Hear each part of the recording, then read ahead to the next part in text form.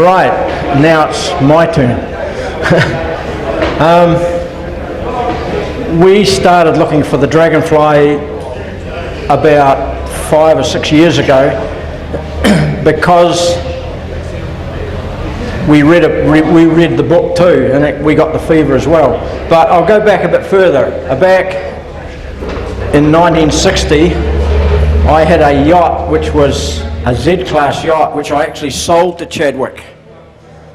And I spent probably about 3 hours with him at the time.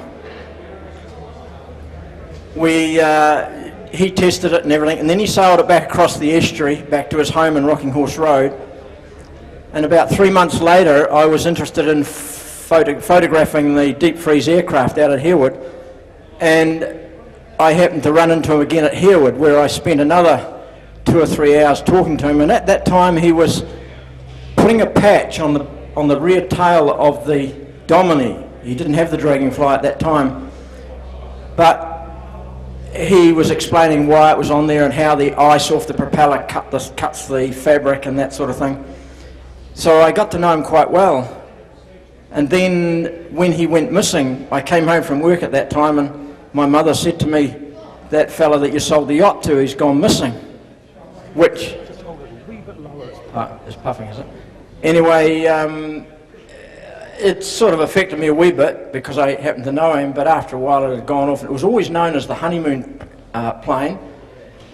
But about 8 years ago, we were making a film with a Kingston Flyer, and down at Kingston, and we wanted to use a Dragonfly, not a Dragonfly, a tiger moth to fly over the top of the Kingston Flyer, just to make it a little bit different. And Colin Smith down there, we were talking to him, and while we were talking, there was a bookcase standing behind us, and I happened to read the edge of the book on it when it was on its edge, and I noticed Chadwick's name written on it. And I pulled it out and I said, I knew that person. And we talked about it a bit, and then I put the book back. And when I came back out again, my family said to me, "Did you get the book?" And I said, "No, I'm not going to pay that much for it at this stage." And anyway, they talked me into getting the book. Well, I spent about 2 days, I think, reading that book. And in the finish, I was convinced that we could make a film of this whole thing. So that's how we got into it. We started making the film, and we prepared for it. We did about 2 years research. Now, we researched it in a totally different way to everybody else. We came in from I'd spent probably 20 years with the Forest Service, and I spent a lot of time in the bush, so I knew the bush quite well. And we went in with tents, and we found that was no good, so we towed a caravan in. And we had to cross 3 rivers with this caravan, and that was quite interesting, going through the rivers with a caravan, and you got water flowing on one side and out the other. But anyway, the other thing is too, is the area that we're searching in is the Ohau area. Now, Richard Waugh's father wrote in his book Turbulent Years, and through that book, in 2 or 3 times, he says, "Where do I believe the Dragonfly is?" And he says, "I believe it's in the Ohau area." Now, there's a good reason for that, because it was actually visibly seen going down the west side of Lake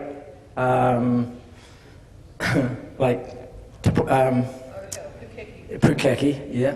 It was seen going down the western side of Lake Pukaki, and it was also seen flowing over a person who was digging a ditch where Twizel is now. And then it went round and it went up Lake Ohau. Now, there was 5 farmers, one after another, who had heard it fly over at the same time. And their stories all fitted together, each one of them. Now, we've got Evan Blanche here today, who was the deer culler who was at the base camp when it flew over, and he's a person who grew up with aircraft at Wigram. And he's been a big insight into what we're actually doing, because he sort of led us in the path and explained a lot of things to us. And Evan, you're here somewhere, I know, but area's over here. He has been the backbone of what we're doing. If it wasn't for him, I don't think we would have carried it on. But we've led ourselves right up into the Hopkins River and into the Huxley. Now we spent 6 weeks in there a couple of years ago, before the earthquake, and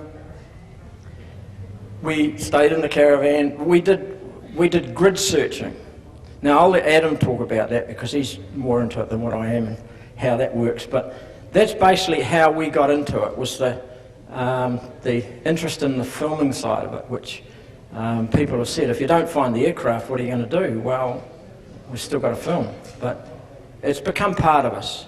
The families that went in there, their relatives have become part of us. And I'd just like to say today, the encouragement that those relatives have actually given us have been probably part of why we're doing it. But I also have something. It was said this morning that how much of the aircraft would be still left, because it was a wooden fabric aircraft.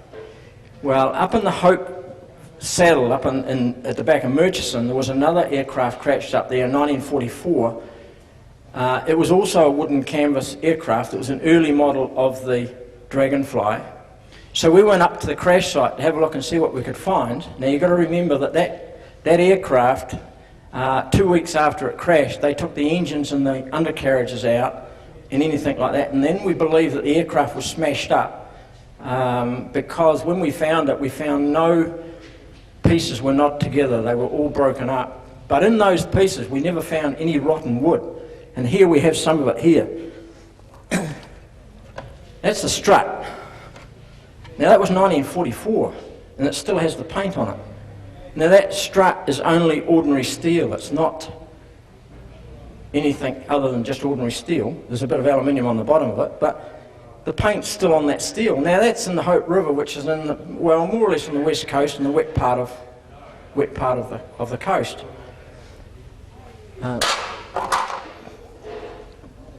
That's a piece of woodwork. It's still got the bolts on it, and still got the paint on it. Now,